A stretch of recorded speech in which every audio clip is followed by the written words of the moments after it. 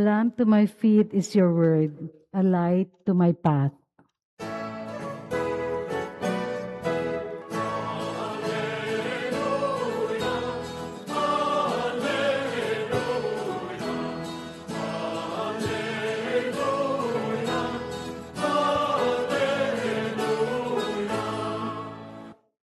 The Lord be with you. And with your A spirit. reading from the Holy Gospel according to Saint Matthew. Glory to you, O Lord.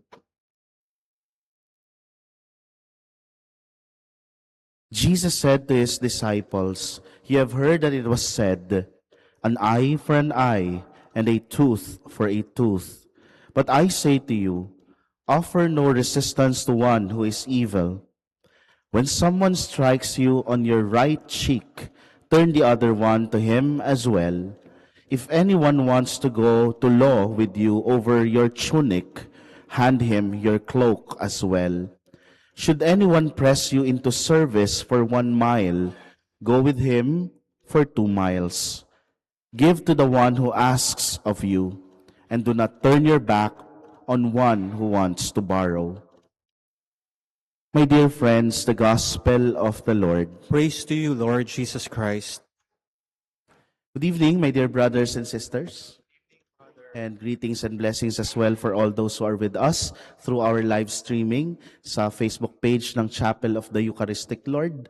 Ang pagpapala ng Diyos ay sumainyo. I have read somewhere this Spanish proverb that says, "To return evil for good is devilish." No? Ang pagganti daw ng masama sa mabuti ay gawa o gawain ng demonyo. O naman, ano? Ginawang ka na ng mabuti, tapos ang ibabalik mo yung masama. Grabe ka naman. Ano, di ba? So it is the work of the devil. And it continues, sabi, to return good for good is human. No? Makatao yung gumawa ng mabuti sa iyo at gagantihan mo rin ng kabutihan. No? At yun yung pinaka-ideal, no? But, it continues, sabi niya, but returning good for evil is divine. It is godlike. Ba, oo nga naman. Mahirap, pero dahil ginawa mo yung mabuti bilang kapalit ng masama, no? Parang ang hirap kasing isipin nun, ano? Pero pag yun ang ginawa mo, no, ay nakikiisa tayo sa pagkilos ng Diyos. Bakit? It will stop the vicious cycle of evil. Di ba? Kasi kung masama, dagdag lang ng dagdag ng kasamaan yan. Pero kapag ka masama, ginantihan mo ng kabutihan o ng pagiging totoo, no?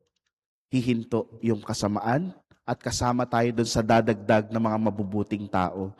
No? At yun yung pinapaalala sa atin ngayon ng ating Panginoon. Ang tanong, alin ba dito ang isinasabuhay natin? Yung pagganti ng masama sa mabuti? O yung pagganti ng mabuti sa mabuti? O yung pagganti ng mabuti sa masamang ginawa sa ipinakita sa atin? It is very evident also in our first reading, no, from the book of Kings, where Naboth, no, was asked by that king, no, si King Ahab, na kunin yung kanyang manang lupa mula sa kanyang mga magulang. Kasi nga daw, malapit sa kaharian, pwede siya maglagay na magtanim ng mga kung ano-ano, no, at papalitan naman daw niya. Pero naging matatag si Naboth. Sabi niya, hindi po, kasi pamana ito ng aking mga magulang. Ano? At first glance, parang, oo, no? Kung tayo rin naman, we will uphold that legacy from our family. At siguro marami na rin na memories doon sa wine press na yon. Pero nagpumilit si King Ahab, no? Dahil nagdrama-drama siya sa kwarto niya, nakita siya ng nanay niya. Sabi ng nanay niyang si Jezebel kasi yung pangalan, ano? Ay, huwag ka nang magdrama-drama dyan, akong bahala. So gumawa ng mga conspiracy itong nanay, no? Kaya sabi, o sige, mag-hire ka ng mga sinungaling na tao at sabihin mo na ganito ang ginagawa ng tao na yan para mawala sa kanya yung possession ng lupa. And lo and behold, ano, dahil sa kapangyarihan, no, ay nakuha nga yon at ipinapatay pa nga si Naboth. Grabe, no? Grabe yung ganun. Parang nangyayari pa rin sa panahon natin ngayon, ano? Yung abuse of power, di ba? Sometimes when we have in our hands that power, ay ginagamit natin na kahit na mabuti naman yung ginagawa ng kapwa natin, gusto pa rin nating makalamang. Nanggigigil pa rin tayo na kunin, kamkamin kung ano yung hindi sa atin. And that is very evil, di ba? Napakasama noon. Mga kapatid, bilang mga Kristiyano, tayo inaanyayahang talikuran kung anuman ang itinuturo ng mundong ito. And Jesus is very clear about that when He said, the world teaches us an eye for an eye, a tooth for a tooth. Kadalasan ganun yung mindset natin, na nakatutok lang tayo. Dapat makapaghiganti ako. Kailangan mabawi ko kung ano yung dapat.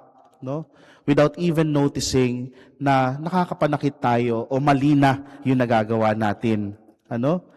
At kaya itinuturo sa atin ng ating ebanghelyo ngayon ay ang pagsugpo sa masama sa pamamagitan ng paggawa ng mabuti.